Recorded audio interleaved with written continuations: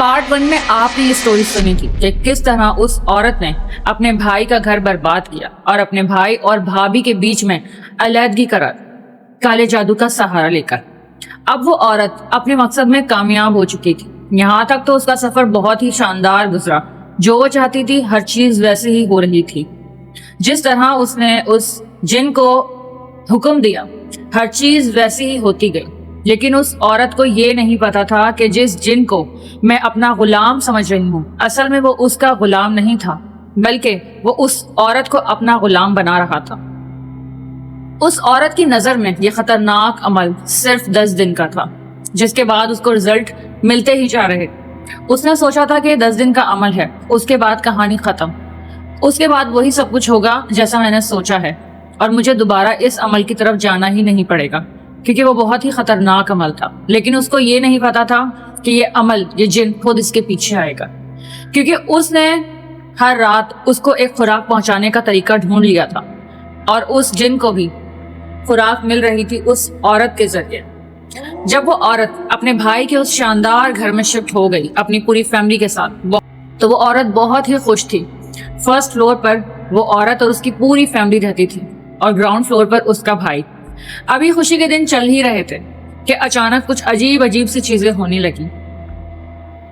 उस औरत को अक्सर अपने घर में एक अजीब सी बदबू महसूस होती, बिल्कुल ऐसी जिस कमरे में वो रात को गोश्त रखकर निकल जाती थी और फिर अगले दिन जब दोबारा अमल के लिए जाती थी तो उसको वहां पर एक सड़ी हुई स्मेल आती थी, जैसे कि गोश्त सड़ जाता है, इस तरह की। वही स्मेल उसको अपने उस घर में अक्सर रात को महसूस होती थी। रात का वही पहर जिस पहर में वो ये अमलियात किया करती थी। अक्सर उसको कभी कभी ऐसा महसूस होता था जैसे उसके आस पास कोई घूम रहा है। जब वो आंख खोल कर देखती थी तो आस पास कोई नहीं होता था। एक रात ऐसा हुआ कि वो गहरी नींद सो रही थी। अचानक उसके कान के पास आके कोई सरगोशी करने लगा और इस सरगोशी में अचानक उसकी आंख खुल गई। अब वो देखकर शॉक थी कि सामने वही जिन था जिसको वो हर रात पुकार रही थी। इस बात को तकरीबन 2 महीने गुजर चुके थे। 2 महीने बाद उस जिन को अपनी नजरों के सामने देखकर वो शॉक्ड हो गई और वो इस कदर घबरा गई थी कि उसके मुंह से आवाज भी नहीं निकल रही थी। सामने उस जिन ने गरजती हुई आवाज में उससे कहा कि तुम हर दिन मुझे मेरा हिस्सा दिया करती थी, तुमने मुझे काफी वक्त से मेरा हिस्सा नहीं दिया है, मुझे मेरा हिस्सा चाहिए, मुझे मेरा हिस्सा वापस करो। अब वो इस कदर घबराई हुई थी कि उसे कुछ भी समझ नहीं आ रहा था। वो खौफ से कांपने लगी और अचानक ही वो जिन वहां से गायब हो गया। अगला दिन बहुत ही ज्यादा परेशान गुजरा। उसको समझ ही नहीं आ रही थी सब क्या हो रहा है। खुशियां तो दूर, अब खुशियां तो जैसे खत्म होने लगी थी। वो काफी ज्यादा डर गई थी और वो समझ चुकी थी कि जिस जिन को मैं रोजाना बुलाती थी अब वो मेरी जिंदगी का हिस्सा बन चुका है। अब हर रात मुझे उसको वो खुराक देनी होगी जो मैं उसको उन दिनों दिया करती थी, क्योंकि ये अमलियात कोई आम चीज नहीं है, ये बच्चों का खेल नहीं है। यहाँ पर जाना तो आसान है मगर यहाँ से वापस निकलना बहुत मुश्किल काम है। अब वो इस जिन से पीछा छुड़ाना चाहती थी। जब वो नमाज के लिए वजू करने जाती अचानक ही उसकी तबीयत बिगड़ जाती और वो जमीन पर गिर जाती और कभी कभी वजू कर कर नमाज पढ़ने के लिए आती तो उसका दिल अचानक ही बेचैन हो जाता और वो अचानक ही घबराकर फिर से जमीन पर गिर पड़ती। उसके हाथ पांव कांपने लगते, कभी उसके हाथ पांव बिल्कुल मुड़ जाते और अचानक उसके जिस्म पर एक हाजिरी होती और घर वाले काफी परेशान हो जाते। उसका शौहर, उसके बेटे और उसका भाई बहुत ज्यादा परेशान हो जाते। उस औरत ने ही सबकी जिंदगी को बर्बाद किया है, अपने भाई की भी और अपने बेटों की भी। अपनी जिंदगी को बर्बाद कर दिया। सब उसके साथ हमदर्दी करते और फिर उस औरत का कई तरीके से इलाज किया गया। जिसको जो कुछ पता था हर आमिल को बुलाया गया और उससे हर आमिल आके सवालात करता, कुछ पूछता, मगर वो औरत किसी को भी कुछ नहीं बताती।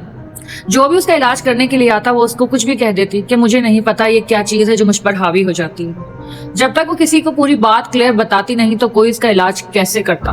वो हर किसी को यही कहकर टाल देती, उसका इलाज पूरी तरह हो ही नहीं पाता। अब उसको खुली आंखों से चलता फिरता अपने घर में वो जिन दिखाई देता अक्सर रात और उससे वही बात कहता कि मुझे मेरा हिस्सा चाहिए। वो औरत काफी घबरा चुकी थी। उसने सोचा कि शायद इसको 1-2 बार अगर मैं इसका हिस्सा दे दूंगी तो शायद ये कहानी वहीं खत्म हो जाएगी और फिर उसने खामोशी से वही काम दोबारा शुरू किया। ایک رات سامنے ایک بڑا سا پیتل کا برتن رکھا ہوا تھا جس میں کچا گوشت تھا۔ عورت نے کپکپاتی آواز میں وہی الفاظ پڑھے جو وہ کئی مہینوں سے پڑھ رہی تھی۔ اچانک کمرے کا دروازہ خود بخود بند ہو گیا۔ ہوا میں ایک عجیب سڑی ہوئی بدبو پھیل گئی اور پھر کمرے کے کونے میں اندھیرے سے دو سرخ آنکھیں ظاہر ہوئی۔ پہلے تو وہ عورت اس سے ڈرتی نہیں تھی کیونکہ وہ سمجھتی تھی کہ وہ جن اس کا غلام ہے، وہ گوشت دیتی، عمل کرتی اور جن اس کے بھائی اور بھابھی کے درمیان نفرت پیدا کر دیتا۔ لیکن اب سب کچھ بدل چکا۔ جیسے ہی وہ جن سامنے ظاہر ہوا، عورت نے کانپتے ہاتھوں سے برتن آگے کر دیا۔ جن نے گوشت اٹھایا لیکن اس بار اس نے کھایا نہیں۔ وہ آہستہ آہستہ عورت کے قریب آیا اور آہستہ سے اس نے اس عورت کے کان میں آ کر کہا، اب تیرا کام ختم ہو چکا ہے، اب تیرا حکم ختم ہو چکا ہے۔ عورت کے جسم میں سرد لہر دوڑ گئی۔ رات پہلی عجیب چیز ہوئی۔ اس کا چھوٹا بیٹا جو 17 سال کا تھا رات کو چیختا ہوا اٹھا۔ وہ مسلسل ایک ہی بات کر رہا تھا۔ وہ بول رہا تھا کہ ایک آدمی ہے بالکل کالے سائے جیسا، وہ مجھے بار بار چھت پر بلا رہا ہے۔ سب نے سمجھا شاید اس نے کوئی خواب دیکھا ہے، مگر اگلی رات وہ لڑکا چھت پر ہی بے ہوش ملا۔ اس کے ہاتھوں پر ناخنوں کے گہرے نشانات تھے جیسے کسی جانور نے پکڑ کر نوچا ہو یا کھرچا۔ پھر گھر میں عجیب عجیب سی چیزیں آنے لگیں۔ رات کو اوپر والے فلور سے کسی عورت کے رونے کی آواز آتی جبکہ وہاں پر کوئی عورت ہی نہیں ہوتی۔ کبھی سیڑھیوں پر کسی کے گھسیٹنے کی آواز آتی اور کبھی ایسا لگتا جیسے کوئی دیواروں کے اندر چل رہا۔ عورت کا شوہر جس کی ٹانگ میں فریکچر تھا، جس کی ٹانگ کی ہڈی ٹوٹی ہوئی تھی، پہلے ہی بیمار رہتا تھا، اب اس کی حالت اور زیادہ خراب ہونے لگی تھی۔ وہ رات بھر چیختا رہتا۔ اس کو اپنے آس پاس کچھ سائے نظر آتے۔ اس کے گھر کا ماحول مکمل طور پر ایک عجیب دہشت زدہ ہو چکا تھا۔ ایک رات اس عورت کی شادی شدہ بیٹی اس سے ملنے آئی اور بہت زیادہ پریشان تھی۔ اس نے بتایا کہ میرے گھر میں عجیب سی چیزیں ہو رہی ہیں اور ہم دونوں میاں بیوی کے بیچ میں نہ جانے کیوں لڑائی جھگڑا ہونے لگا ہے۔ وہ شوہر جو کبھی اس کو ڈانٹتا تک نہیں تھا اب اس پر ہاتھ اٹھاتا ہے اور بات بات پر اس پر ہاتھ اٹھاتا ہے، اور جب جھگڑا زیادہ بڑھ جاتا ہے تو اسے چھوڑنے تک کی دھمکی دیتا ہے۔ اس عورت کو چیز کلیئر نظر آنے لگی تھی کہ یہ مکافات عمل ہے جو میرے ساتھ شروع ہو چکا ہے۔ آہستہ آہستہ ہر چیز ختم ہوتی جا رہی ہے۔